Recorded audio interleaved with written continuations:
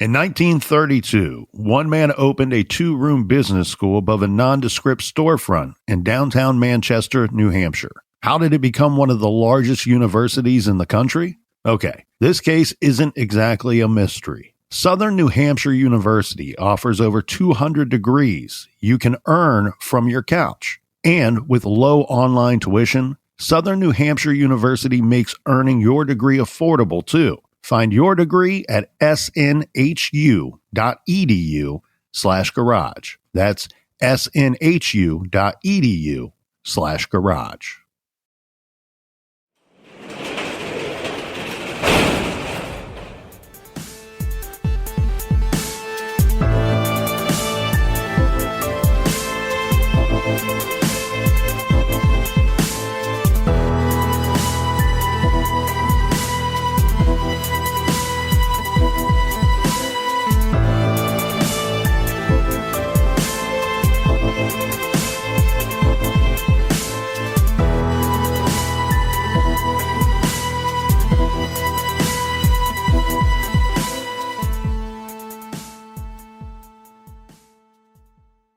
Welcome to True Crime Garage. Wherever you are, whatever you are doing, thanks for listening. I'm your host, Nick, and with me, as always, a man that loves fast cars and guitars.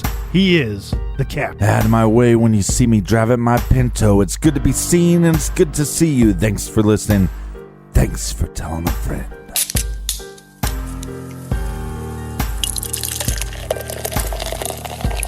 Tonight we are drinking Demon Dweller by Green Man BreweryGarage Grade 3 3/4 bottle caps out of 5. Demon Dweller is an imperial stout that is dark, sweet, and chocolatey. It's cunningly smooth, Captain. It's yum. Don't be afraid of the dark. And this week's beer was brought to us by these smooth criminals. First up, we have Gabe B. in Portland, Oregon, and we have Josie in Denham Springs, Louisiana. Next up, we have Gavin from South Portland, donated to the beer front from Maine. Close enough. Here's a cheers to Rayan in Arvada, Colorado. And a big "we like your jib" to Jackie in Houston, Texas. And let's give a double cheers to Malls and Alex in Davenport, Iowa. And last but not least, we have Kirsten from South Jersey. So cheers to everybody for filling up the fridge for this week's show.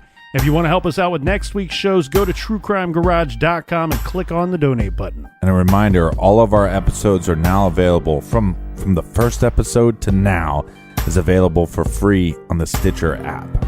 And join in the conversation at our blog at truecrimegarage.com. All right, gather around. Grab a chair, grab a beer. Let's talk some true crime.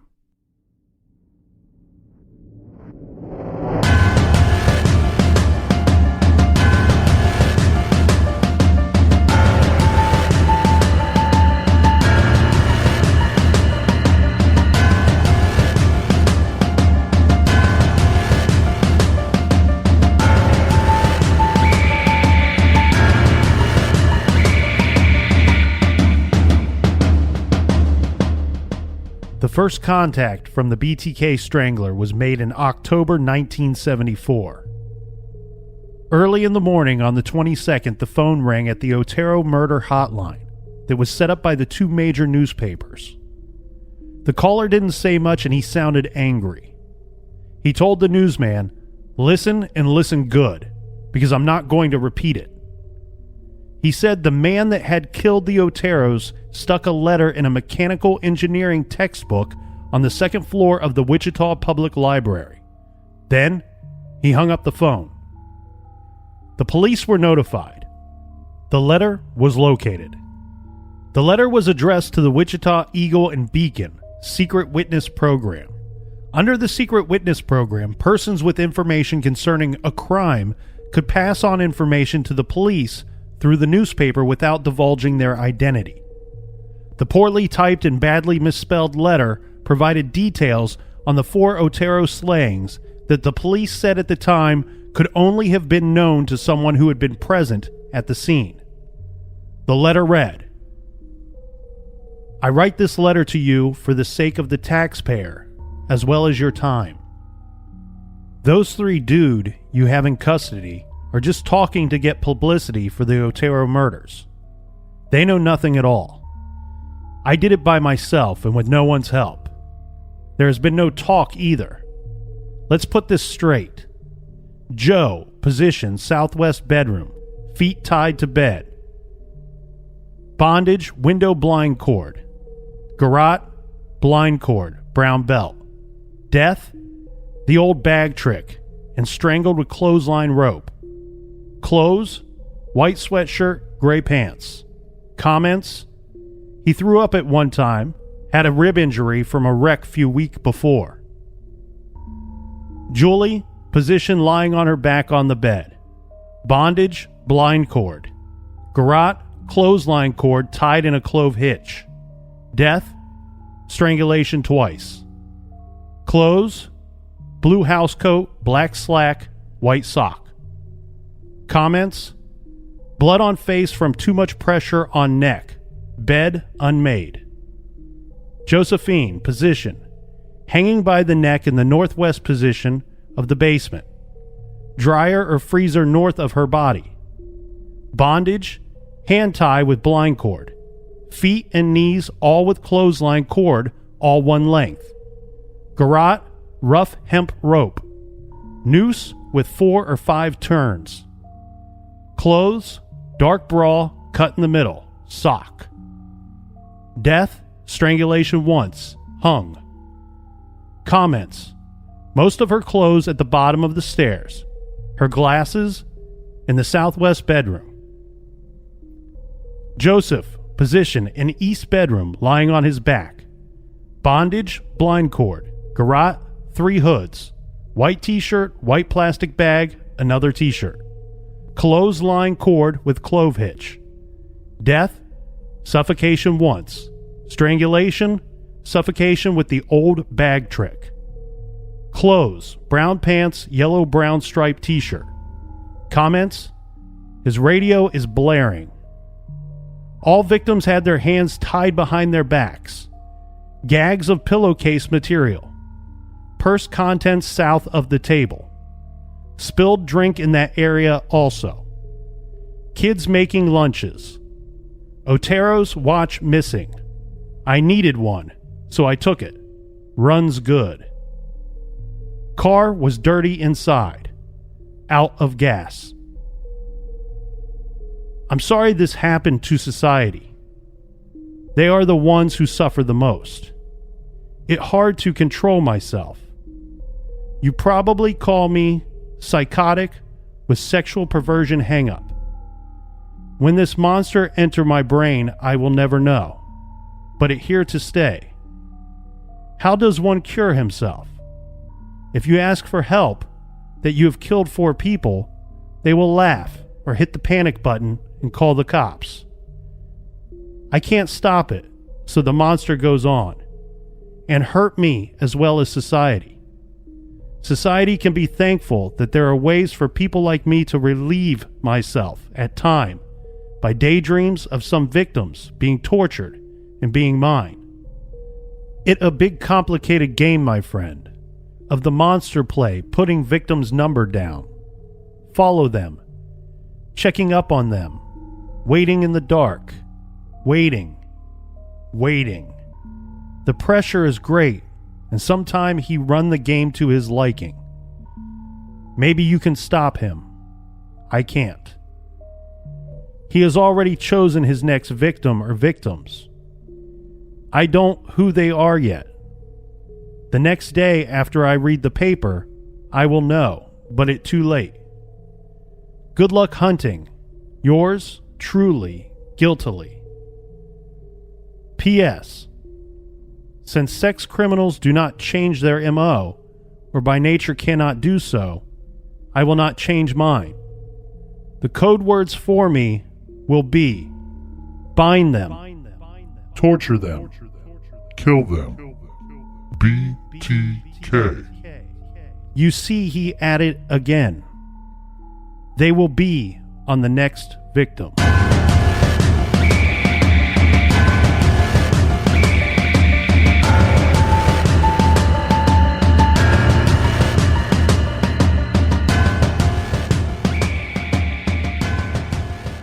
When Dennis Rader killed the Oteros and their 2 children, He was unemployed and attending classes at Wichita State.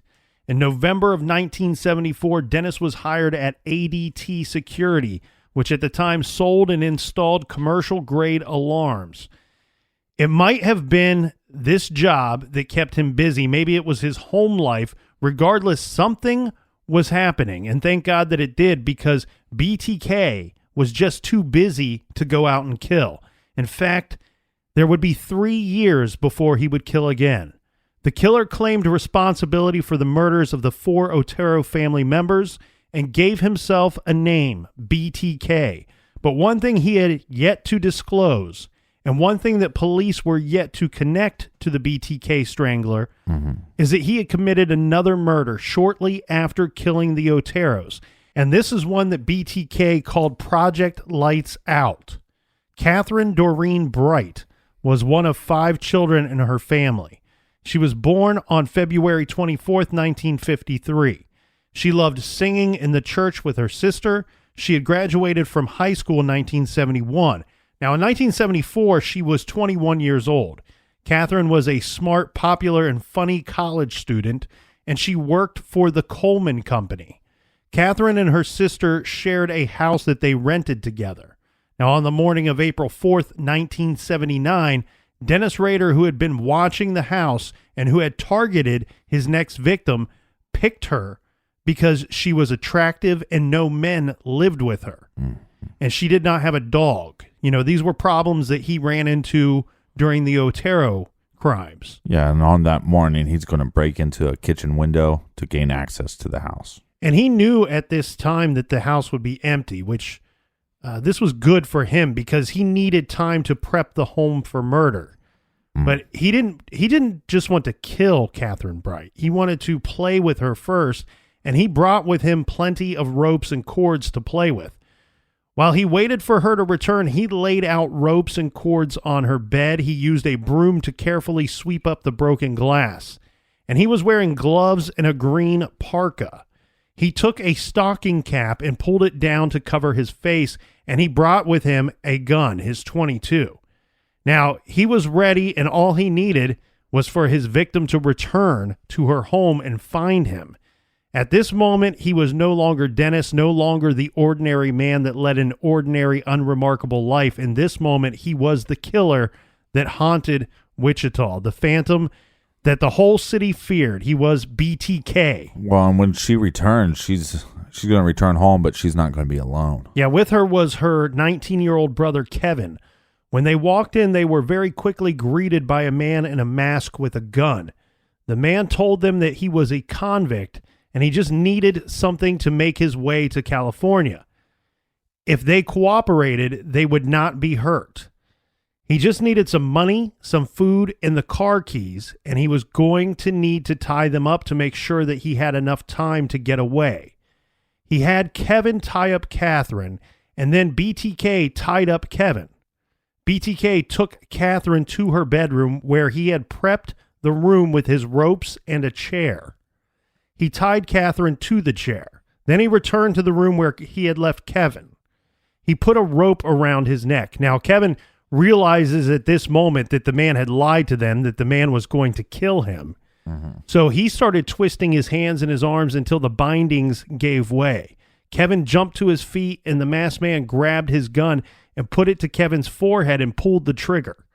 Kevin fell to the floor, but he was not dead. Amazingly enough, he was not dead. He had been knocked out. And when he came to, he could hear his sister in the other room screaming. He got up and he charged into the other room. The man saw him coming and again reached for his gun, but before he could take aim, Kevin pried the gun from the man's hand. Kevin took the gun and shoved the barrel into the man's chest, and he pulled the trigger. The assailant managed to wedge his thumb between the gun and the hammer, preventing it from firing. The man pulled the gun from Kevin and put it to Kevin's mouth and pulled the trigger. The gun fired, and Kevin once again hit the floor. BTK once again turned his attention to Catherine. Kevin was still not dead. When the gun was fired into Kevin's face, the bullet had actually ricocheted off of his teeth, leaving Kevin a bloody mess and knocked out but not dead. It probably only knocked him out for a few minutes, And when he came to, he decided this time, instead of trying to fight off the attacker, he was going to take his chances and run for help. Kevin flew out the front door of the home, running full speed and yelling at the top of his lungs. A man driving by stopped, and Kevin jumped in his car. The man drove him to the nearest phone, and they called the police. The call: a robbery in progress at a home on East 13th Street. The robber was trying to kill 2 people and was still in the home. A police officer is going to be on the scene within 15 minutes of Kevin leaving the home. When the officer arrived, the front door to the home was wide open, and the officer went in. He found Catherine in the front room, lying on her side in a puddle of blood. A phone was next to her. She had tried to call for help, but when the operator picked up, Catherine could not speak. Her larynx had been crushed. She could only whisper at this time. She lifted her head, but all she could say to the officer was, "Help me, help me." The officer radioed for an ambulance, and he knelt beside Catherine with his gun drawn as he waited for backup. His backup arrived about the same time as the ambulance. They quickly determined the man who had broke in and attacked Catherine and Kevin had fled the house. Mm-hmm. In the 2 bedrooms were obvious signs of a struggle. Both rooms were left in shambles, and blood was smeared on the floors. Catherine had been stabbed 11 times in her torso and back. 2 of the stabs had punctured her lungs. Catherine died a short while later at the hospital. Now, Kevin was a living witness. He was in the same hospital where his sister had just passed. Now, he was being treated for those 2 gunshots. He would survive, and he was able to tell the police about the killer. You know, he told them what the killer had told them about him going to California. Yeah. And this giving them a possible lead. Kevin described the attacker as a dark-haired man about 25 years of age, Caucasian with a pot belly, and about 5 foot 10 inches tall with a thick mustache. Now, there was some problems with this description of the attacker. Now, you and I, Captain, would know years later that this description is actually a pretty good one. Right. I mean, it's a little vague, but it's a pretty good one. He got the height approximately right. He got the size of the person right. The dark-haired man with the thick mustache. Yeah, is the correct. mustache. The thing that he got wrong was he didn't tell him that he saw a giant piece of shit. Well, because of the injuries that Kevin sustained during the attack, Mm-hmm. a lot of the police officers and investigators had a problem with taking him at his word. They thought that it was too traumatic of an attack and that he was probably had suffered multiple concussions. So he's just lying? No, that he just doesn't remember. He's misremembering. Correct. Okay. I mean, you have to keep in mind. Well, okay, but why? Why?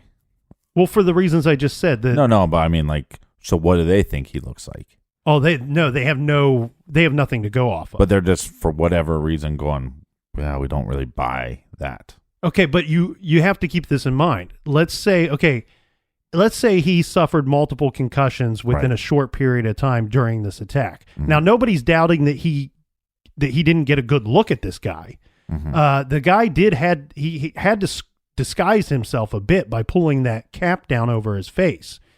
Now, on top of that, though, you have to worry that if for some reason this guy is just misremembering and he gives you a bad description of this dude, if you run with this could really screw up your investigation. Yeah. So to err on the side of caution, one might think, well, let's just throw this description out or keep it to ourselves, not releasing it to the public and not putting much weight into what we're... That's the point I was trying to get at. Like, well, if they're not sure, then what's the big deal? Right. But like you said, I mean, if you give this report out, then this could affect the whole investigation. And you don't want officers later going, well, I arrested this guy and I thought maybe he had something to do with that attack, but he didn't look anything like that description, so I let him go. Right. And then you're like, oh, crap, that was our dude.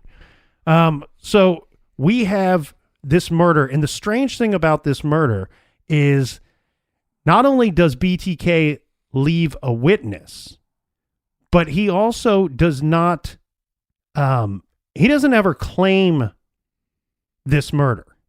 He never outwardly says this is one that I did. And Right, because it's botched. Yeah, and I wonder, well, not only that it's botched, but this is the one time where we have a grown adult that might be able to identify him. Right. Therefore, we're going to see where he will claim, by this point, he's already told the authorities and the police, I'm the one that did the Otero murders. But he never reaches out to them and talks to them about this one. And this one occurred just 3 months afterward. Yeah. But again, you have an eyewitness that lived. Mm-hmm.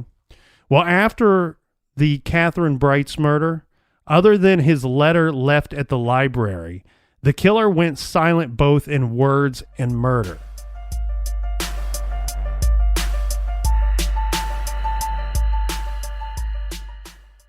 Do you say data or data? However you say it, it's time to stop overpaying for your monthly data plan with Mint Mobile. Ditch overpriced wireless and get 3 months of premium wireless service from Mint Mobile for $15 a month. All plans come with high-speed data or data, your choice, and unlimited talk and text delivered on the nation's largest 5G network. I love Mint Mobile. I'm getting the same high-speed data and data that I was getting with my old service provider, plus I'm getting unlimited talk and text delivered on this great 5G network. It's everything that I was paying a lot more for in the past at a fraction of the price. Currently, I'm saving almost $20 a month with Mint Mobile. No matter how you say it, don't overpay for it. Shop data plans at mintmobile.com/TCG. That's mintmobile.com/TCG. Upfront payment of $45 for 3 months, 5 gigabyte plan required, equivalent to $15 a month. New customer offer for first 3 months only, then full price plan options available. Taxes and fees extra. See Mint Mobile for details. Check out mintmobile.com/TCG today.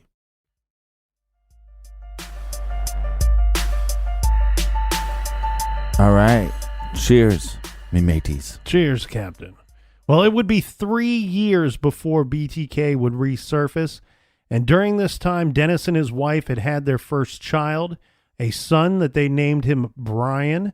Now, we wondered why he could have gone silent. What else was going on in his world? We see the birth of his son, but Dennis is also working very hard at the ADT company, and he was actually earning promotions at this job during the course of those 3 years. He got to the point where he was actually supervising a team of installers and salespeople. Now, the country during this time celebrated its bicentennial. Months came and went, and the city that had once feared the BTK began to forget about him. The killer had vanished, and a lot of people wondered if he had maybe even left town a long time ago. And we now know why BTK took a break, but let's go through some of the theories that law enforcement had at the time, theorizing why he was on a break. Well, the two most popular, like we said, it seemed like the people of the city believed that maybe he had just fled the area. Right. And just left altogether. Now, the police theories, one of the more popular ones is that maybe he had died in a car accident, or that he was picked up on some unrelated charge and serving a prison sentence. Now, this is one that I like. This was a theory of the FBI, because the Otero murders were it was an infamous case. I mean, the investigation spanned months and years, and some of the investigators traveled extensively in their investigation of the family murders. So they interviewed hundreds of people when it came to the Otero murders. So one FBI agent, he had theorized that maybe that the BTK was actually one of many people that were interviewed in the course of that investigation, and just that experience alone was enough to scare him away, to stop him from moving forward with some of these crimes and some of these thoughts and desires of his. And it's extra strange to me because he's made contact with the public and he's said, hey, I'm here, I'm killing people. And then it just kind of disappears. Yeah, and he also confesses to being these are crimes of a sexual nature, is what he's told us in his own words. And, we talk about a lot on this show, Captain, John Douglas. He says from his experience, serial sexual predators don't just wake up one day and decide to turn over a new leaf and change their lives for the better. So that's why you have the FBI and you have seasoned investigators believing that something must have happened. Something must have happened to derail this killer who was going to prey on the city. But on March 17th, 1977, that's all going to change. Yeah, and this is almost 3 years after the murder of Catherine Bright. So the killer is going to break his silence. On that morning, in the morning hours, a little boy was returning home from an errand. He was stopped by a man he had not seen before. Now, the man had a bag with him, and he also had a photograph, and he showed the photograph to the boy and asked him if he knew either of the people in the photograph. The boy said that he didn't know them. Now, the man then walked away, and the boy was watching this man, and he saw the man approach the home of his neighbor. Now, the boy then returned to his house where his mother was in her room sick, and his brother and sister were still at home, and they were watching TV. After about 10 minutes or so, there was a knock at the door. The boy opened the door, and on the front porch was the man who had asked him earlier about the photograph. Now, the man was asking about a dog this time. He said that he had lost his dog and asked the boy if he had seen a dog running loose around the neighborhood. The boy says no, and then the man asked, "Is your mother home?" "We should ask her." The man then pushed the boy aside and walked inside the house right past the boy, and he walks over to the TV and he turns the TV off. Remember, the children are sitting there watching the TV. Right. This startles the children, and they start screaming. The mother, who was sick in her bedroom, she hears the commotion, and she came out into the room. At this point, the man had pulled out a gun. The woman yelled at him. She wanted to know who he was. Why was he in her home? Why does he have a gun? Why does he have a gun? Yep. And he tells her to shut up, and he pointed at the bedroom, and he told her to get back in there. And she says, "Well, what about my children?" And he told her to grab a blanket and some toys. Well, she complied. He took the blanket and he lay it on the bathroom floor, and then he spread the toys out on the blanket. And he ordered the children, all three of them, into the bathroom. Well, they complied. The bathroom has 2 doors. The man put together like a makeshift locking mechanism of some sorts. He tied some rope from the doorknob to the piping underneath the sink in the bathroom, and this prevented that door from being opened.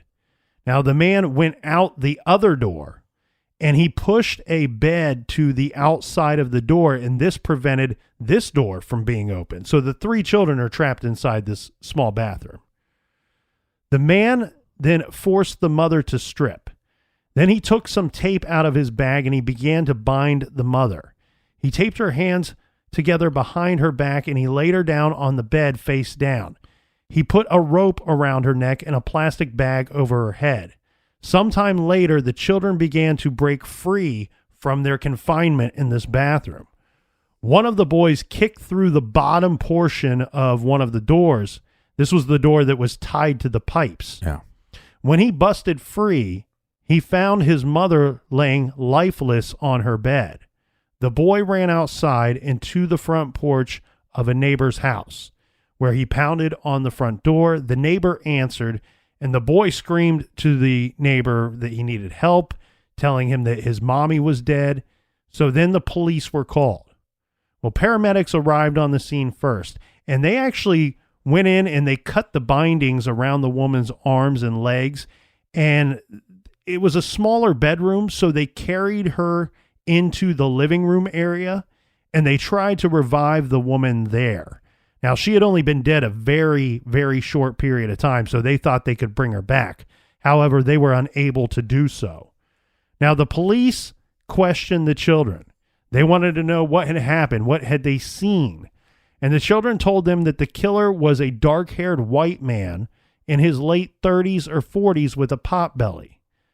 On March 17, 1977, Serial killer BTK killed Shirley Vian in her home while her children were locked in the bathroom. Now, many years later, it was surmised that the man, the BTK that was walking around the neighborhood, that the photo that the man had shown the boy was actually a photograph of a neighbor woman and her son. This was also the home that the man had approached after talking to the boy. The intended target was the young mother, who had regularly returned home from work during her lunch break, but not on this day for whatever reason. Right.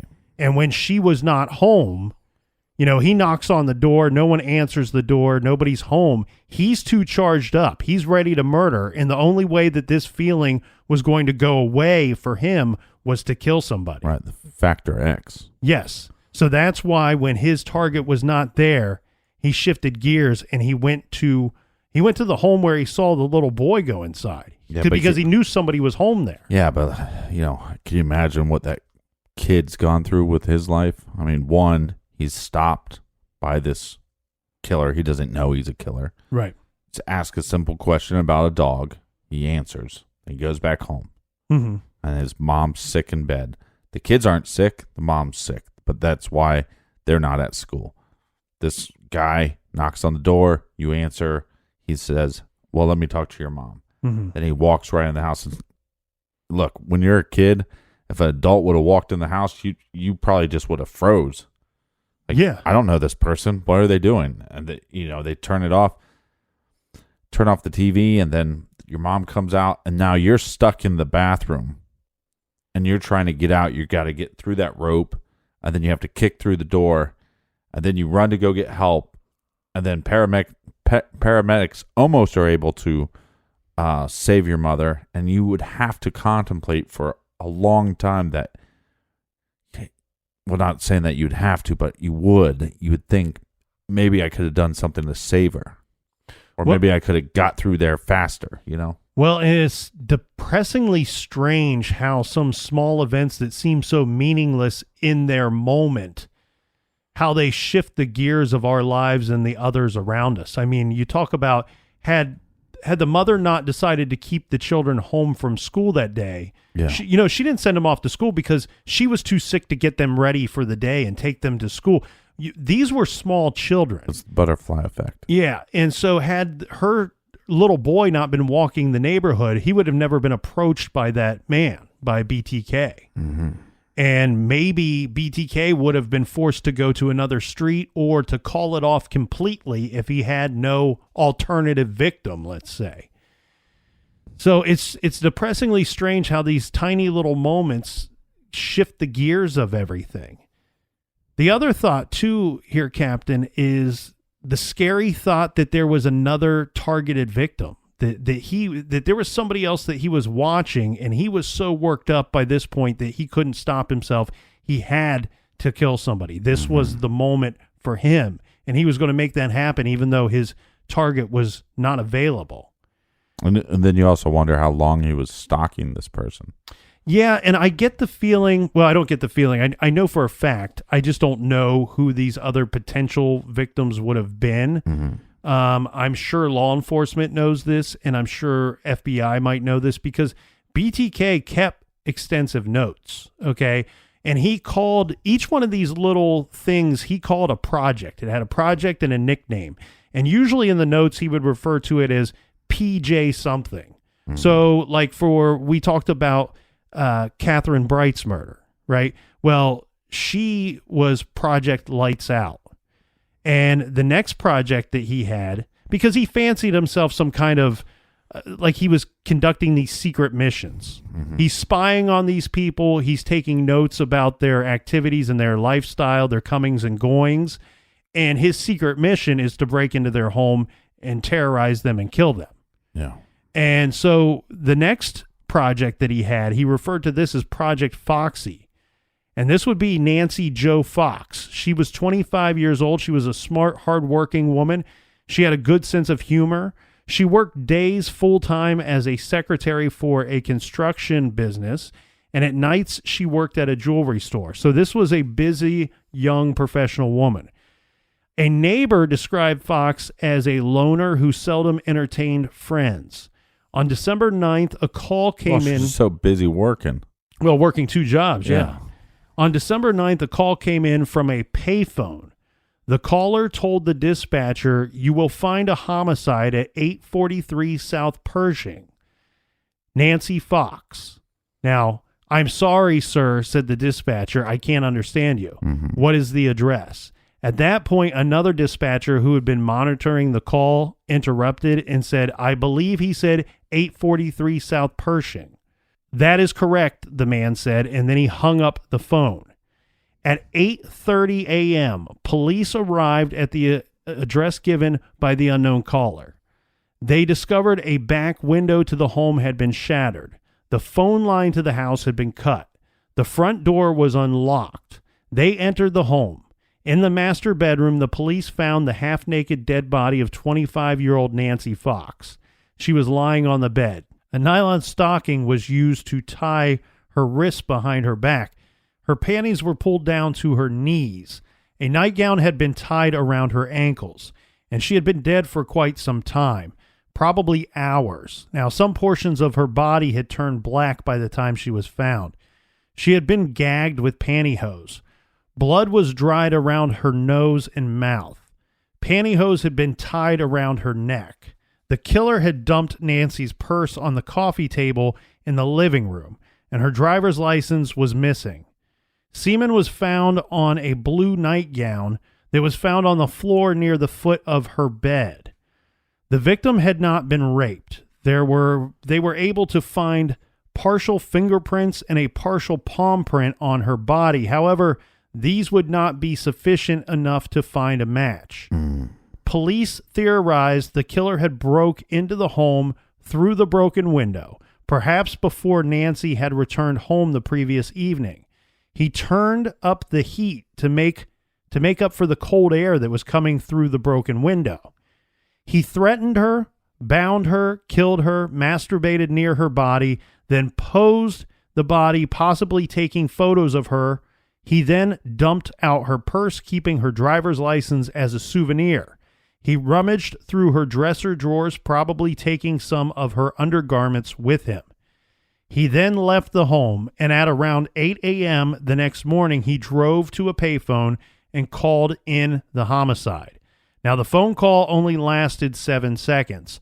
The phone call was recorded, and it was played over and over on the local news channels during their broadcast. The police were hoping anyone, would recognize the voice. Someone had to know who this killer was. This audio clip is very distorted, but keep in mind it is from 1977. Dispatcher? Yes, you will find a homicide at 843 South Pershing. Nancy Fox. I'm sorry, sir, I can't understand you. What is the address? 843 South Pershing. That is correct. That is correct. It's like he's trying to be a robot or something.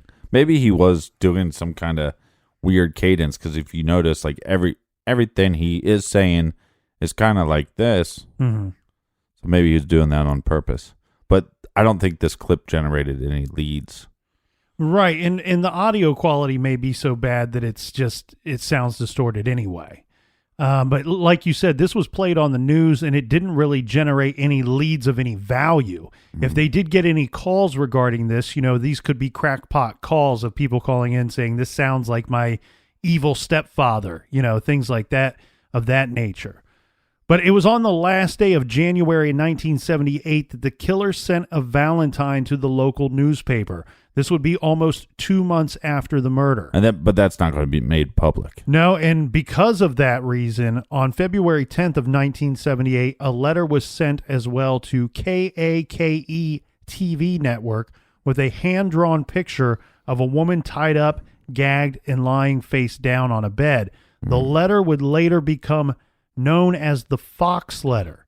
Right, so we have the Fox phone call, and now we have the Fox letter. But these are, his writing is as bad as my speaking. Well, it could be, or it could be done on purpose. Right. So there's some thought that if you okay, if you break up your words and if you break up your sentences, that they are able to tell, the experts are able to tell less about you. There are some people that are of the belief that by using certain words and choosing certain words in the way that you arrange them in sentences, that they might be able to judge and tell things about your personality. So one thing that people have always taken a guess at here when it comes to BTK, was he just stupid, like the way that his words sound on paper? No, you stupid. Or- BTK, you stupid. Or was he smart enough that he did this on purpose so that he wasn't showing his full hand, so to speak? The typed photocopied letter that they received, known as the Fox letter, reads as follows. I find the newspaper not writing about the poem on Vane unamusing. A little paragraph would have enough. I know it not the media fault. The police chief, he keeps things quiet and doesn't let the public know. They're a psycho running around loose, strangling mostly women. There are 7 in the ground. Who will be next? How many do I have to kill before I get a name in the paper or some national attention? Do the cop think that all those deaths are not related? Golly gee, yes, the MO is different in each, but look, a pattern is developing. The victims are tie up, most have been women. Phone cut. Bring some bondage, sadist matter tendencies. No struggle. Outside the death spot, no witnesses except the Vane's kids. They were very lucky, a phone call saved them. I was going to tape the boys and put plastic bag over their head like I did Joseph and Shirley. And then hang the girl. God, what a beautiful sexual release that would been. Josephine, when I hung her, that really turned me on. Her plead for mercy, then the rope took hold, she helpless. Staring at me with wide terror-filled eyes. The rope getting tighter, tighter. You don't understand these things because you are not under the influence of Factor X. The same thing that made Son of Sam, Jack the Ripper, Harvey Glatman, Boston Strangler, Dr. H.H. Holmes, Pantyhose Strangler of Florida, Hillside Strangler, Ted of the West Coast, and many more infamous character kill, which seems senseless, but we cannot help it. There is no help, no cure, except death or being caught and put away. It a terrible nightmare, but you see, I don't lose any sleep over it. After a thing like Fox, I go home, and I go about life like anyone else. And I will be like that until the urge hit me again. It not continuous, and I don't have a lot of time. It take time to set a kill, and one mistake, it all over. Since I about blew it on the phone, handwriting is out. Letter guide is too long, and typewriter can be traced too. My short poem of death, and maybe a drawing. Later on, maybe a real picture, and a tape of the sound will come your way. How will you know me? Before a murder or murders, you will receive a copy of the initials BTK. You keep that copy. The original will show up someday on Guess Who. May you not be the unlucky one. P.S. How about some name for me? It's time. 7 down and many more to go.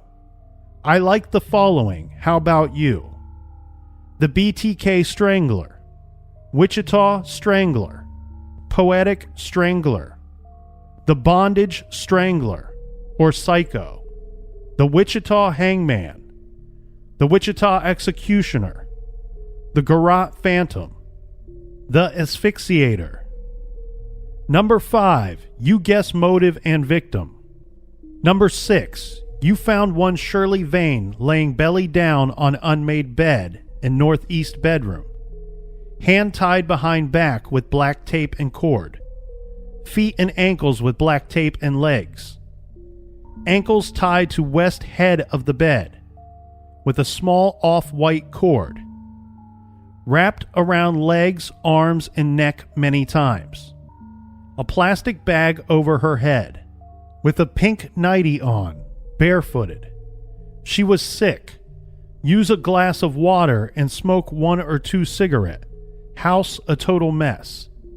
Kids took some toys with them to the bathroom. Bed against east bathroom door. Chose at random with some pre-planning. Motive?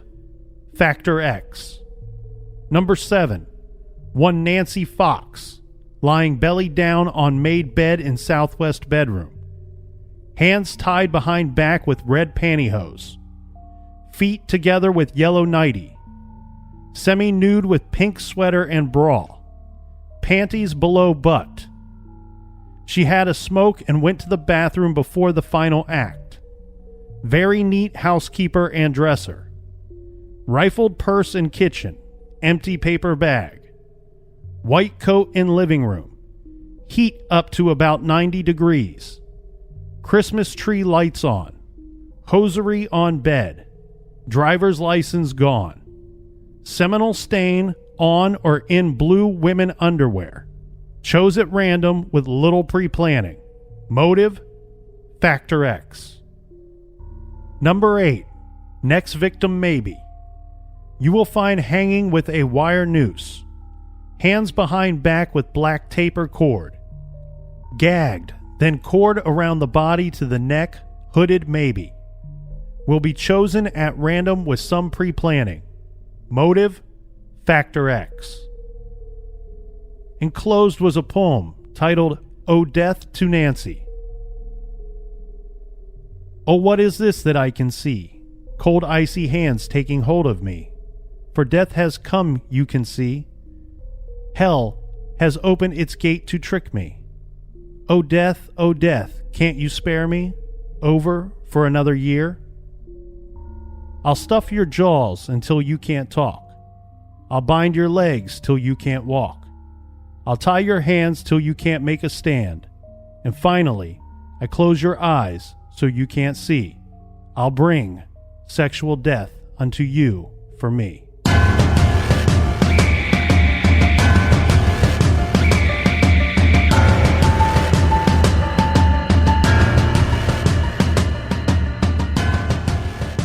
All right, Captain, before we take off for Crime Con, Yeah. I'm leaving. Get your crime con on. I'm leaving tonight. I'm traveling by way of hot air balloon, so it will take me a little longer. Want to drop you a little recommended reading before we go. I'm traveling by foot. Here you go. This week we are recommending Love and Death in the Sunshine State, the story of a crime by Cutter Wood. And this story starts off when a stolen car is recovered on the Gulf Coast of Florida, and it sets off a search for a missing woman. Now, there are 3 men that are named as persons of interest, and this is her husband, her boyfriend, and the man who stole the car.